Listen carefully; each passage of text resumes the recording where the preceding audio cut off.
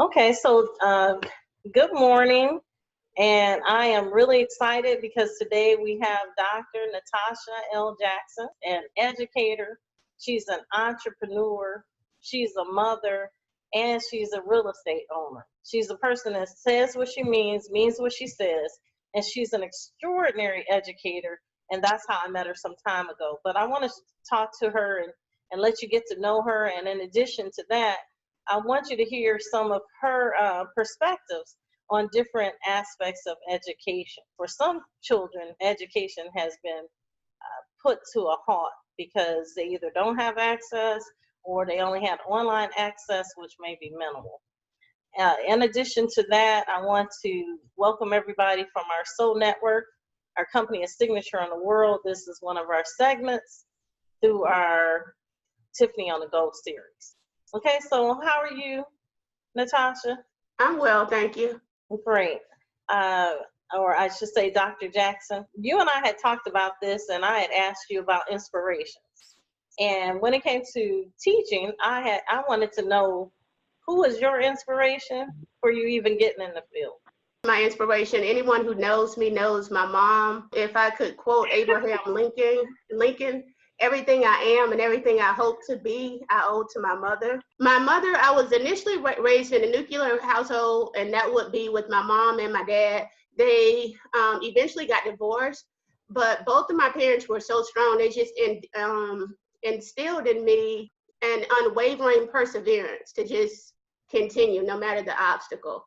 So my mother being a forerunner in the family, she's always instilled that in all of her children. Now, I asked you about the fact that you have your doctorate degree, and I wanted you to share, why is it that you went that far in your education? I wouldn't necessarily say it was going that far. It was something that was always in me, and I needed to get paid for the knowledge that I had. Growing up as a child, I was always told I was smart, the people at church, the people in my house. So in order to make some benefits off that, I had to continue. And although I had the knowledge in my head, I had to, get the formal education so that I can actually benefit financially from it. I was always educated, and not necessarily in the form of a formal education, but just being raised in an African-American household, I received all type of education. My mother worked at the library, so we constantly went to the library and museums. So I've just had a plethora of, I guess you could say, like a universal woman with the knowledge that I've gained from my mom. Now, the reason I said to go that far is because nowadays I know at the schools that I've been in and worked at, we don't have that many people with doctorate degrees. And when we have a discussion on it, it just seems like a big challenge for them. So it just makes me appreciate it even more. It may have come easy to you because you're smart and you had support. But I never said it came easy. I won't say that. And I'm actually still paying for it. So let's not get it twisted.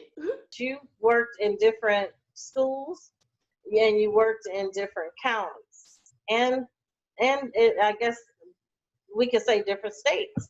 So what did you find to be something that you or a method or a technique that you were able to use almost across the board? I don't necessarily say it can be one tool.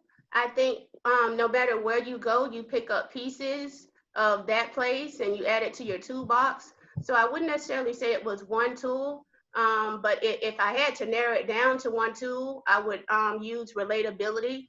I don't think there's any place I can go and I won't be able to relate to the people. I think a lot of people don't have that relatability factor. I can go as high and I can go as low. And I think most people don't have a medium. They just feel like, oh, I'm here or I'm here. And that isn't me, because I'm every woman. Well, excellent. I love how you put that. I wanted to ask you this. From the time that you started teaching to the time to now, what are some major changes that you've seen, either in the curriculum or the students or the households? What is something that's a major difference during the course of your career? There are several differences in the curriculum. Of course, the differences are vast. So we would have all day to talk about the curriculum. The curriculum isn't as strong as it used to be. I feel as though most of the time they want us to now cater to a digital platform. The curriculum is different. The students are also different. I don't think the students can deal with as many challenges as the students in years past. So the workload isn't as heavy as it was in the past. You know, I talked to you, and you mentioned that there are a lot of outside forces that children are faced with. What can you tell me some of those outside forces that they may be challenged with at this time? Well, some outside influences,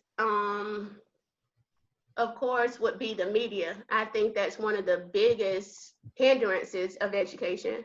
I think when kids are young, probably from the time they're 6 months, we put a piece of electronics in their hand, as opposed to putting a book in their hand. People often think, oh, it isn't a problem, it's just, a device, but it becomes a problem when they have the device constantly. So then you create some type of addictive behavior, as opposed to learning the basics first, like reading and writing and things of that nature. So one of the major hindrances, in my opinion, of education is the media. And I mean that in various platforms, from Cinderella, from the images we see, to just how it infiltrates us through video games and violence, et cetera, et cetera. I hear a lot of times, and I read a lot of times about the perceived disparities between children who maybe come from a one-parent household versus a two-parent household. Do you see that to be a major problem in the students that you teach? Well, I can only speak on the students that I have taught. I don't see people being raised in a one-parent family as a necessarily disparity. We all are a product of some type of statistic, whether that statistic means you're in a single-parent home or whatever statistic. We all fall under that realm. I think the major factor is a strong parent, because you can have two parents and one parent isn't there or is always working. So I think the major component in that is just to have a strong parent. And it may not even be that parent. It may be the godmother. It may be a member of your church, but you just need that one force pushing you. I know oftentimes people think that things may be different in a one-parent home as opposed to a single-parent home, but I know, and I've taught several students who come from dual households with both parents, and you can't tell the difference. They still don't work as hard or anything, so I don't buy into that. Now, you as a parent and as a teacher have been able to see and probably experience different schools, those that are predominantly white and those that are predominantly African American. What would you say is the biggest benefit that maybe an African American child will receive from your experiences, of course, from being at a school that had more people that looked like them, an African American institution or environment? I actually think your question is a no-brainer. When you are able to be surrounded with people, to me that question is like, who wouldn't want to be surrounded by people who look like them? You don't see a chicken hanging around with eagles. You don't see ants hanging out. You don't see red ants hanging out with black ants.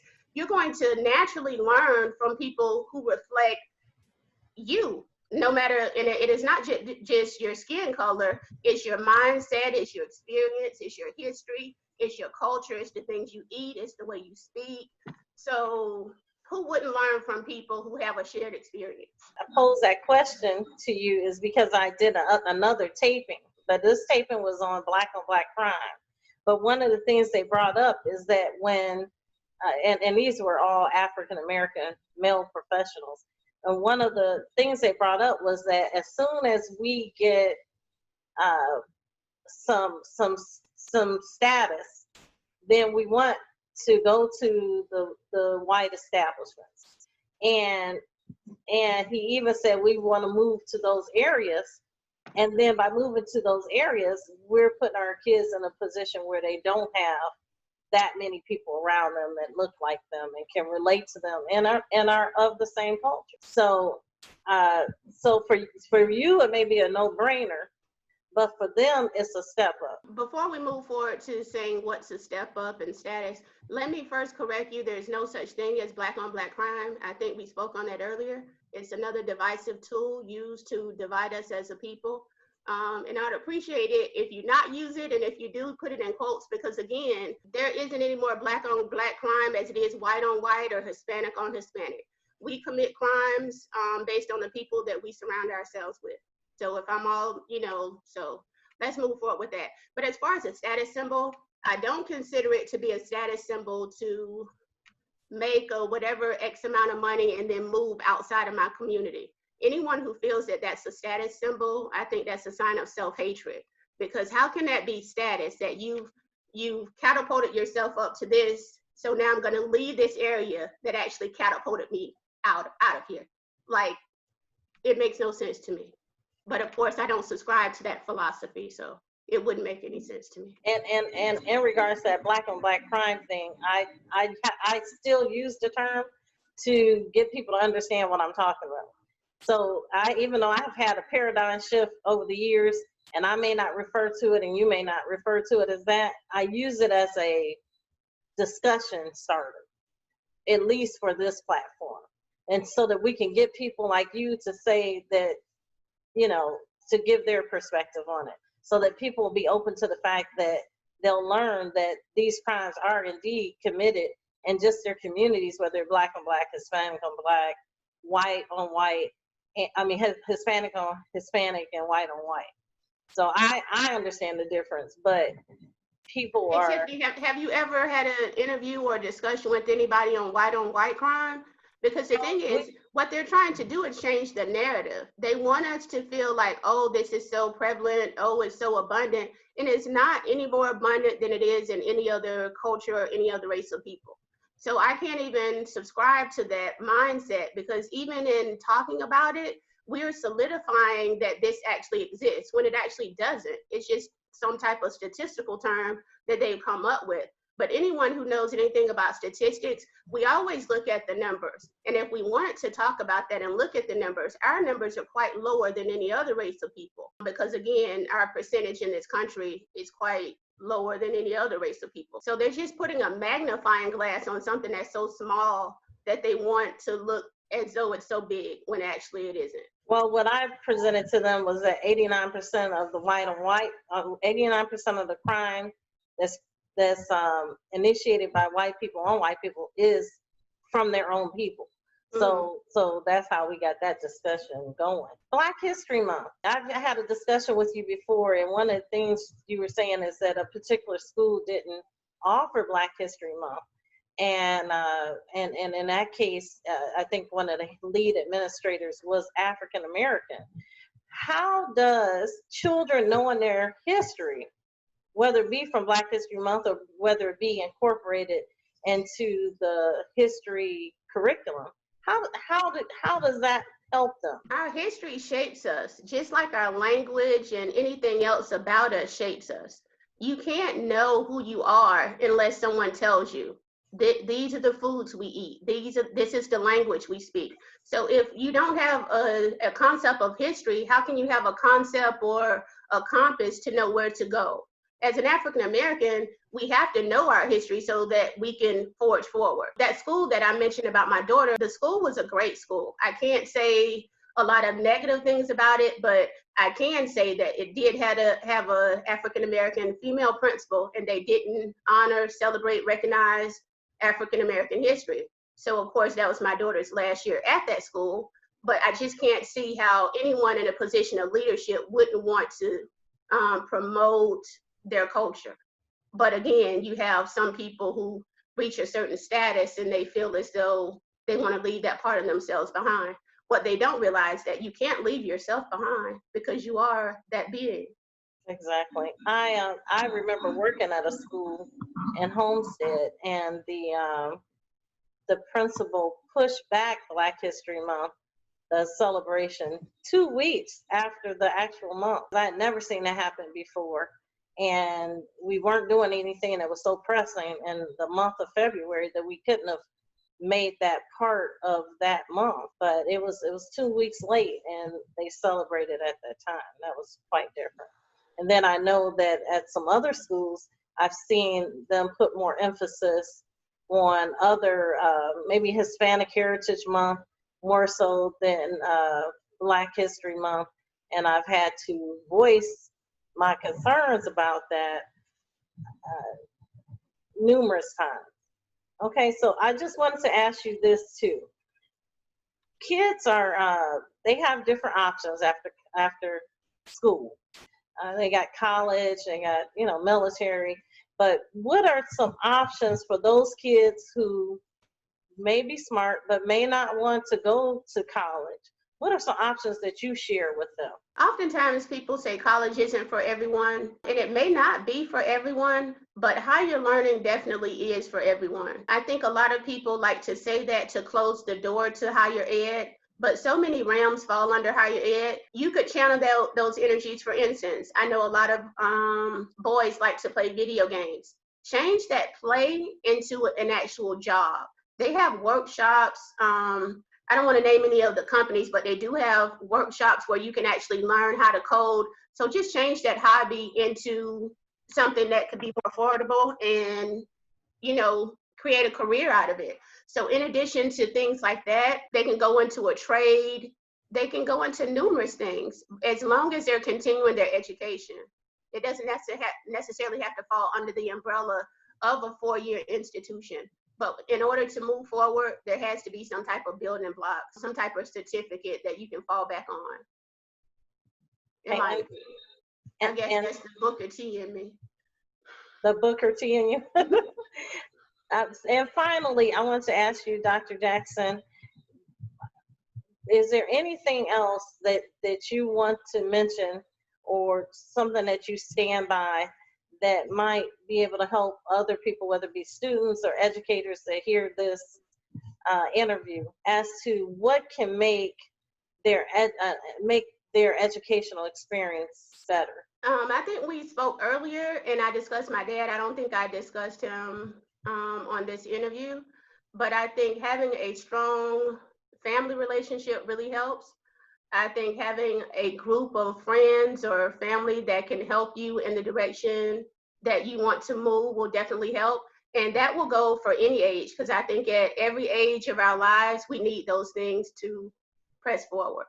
And although my dad is no longer here, he still pushes me forward. Well, I want to thank you so very, very much for your time and for your perspective.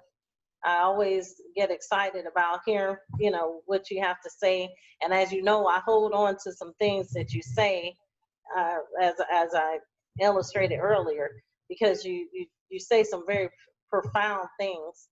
Even with you saying this about your take on it, maybe they don't go to college, but they need to buy into higher learning. And I'm gonna express that to some kids that I know.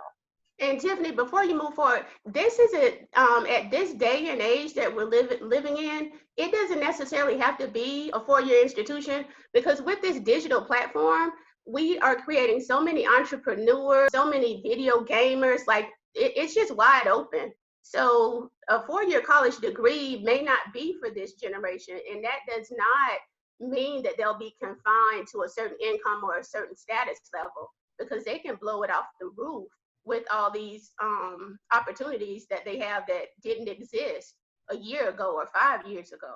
We just have to push them and make sure that they're surrounded by people that they can help push them and catapult them in the direction of success. Well, I also want to thank you on record for sowing some very positive seeds. I thank you personally and professionally for what you do and what you have done. Mm-hmm. Okay. I appreciate it.